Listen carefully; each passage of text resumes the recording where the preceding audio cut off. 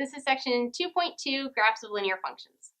In this video, we're going to go through number 25 in your book.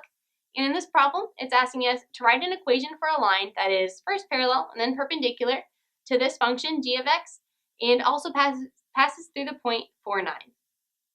Alright, so remember, the two things that we need for any equation of any line is first, we need the slope, and second, we need a point on the line. So first, going through the parallel line, if you remember, parallel lines, the slope is the same as the original function. So looking at my original function, my slope is whatever this coefficient of x is. So my slope for the original is 3, which means that my slope for the parallel line is also 3. And next thing I need is I need a point. And conveniently, they gave me a point. So my slope is 3, and the point that they gave me is 4, 9.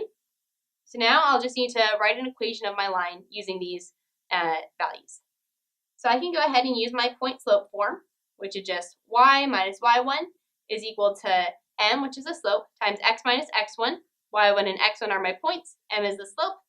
Plugging in all my values, I get y minus my y value is 9 is equal to my slope, 3, times x minus my x value is 4. And there's my parallel line. Now going on to part B to find the perpendicular line. Remember, the perpendicular line, the slope of that line is the negative reciprocal of the original slope. Reciprocal, there we go.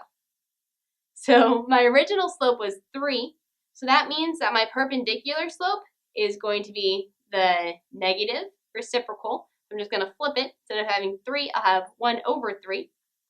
And that's my slope of the perpendicular line, is negative 1 over 3. So I have my slope, and the point that I'll use here is the same. It'll just be 4, 9. And I'll do the same thing I did over here, plug it into my point slope form to have my perpendicular line.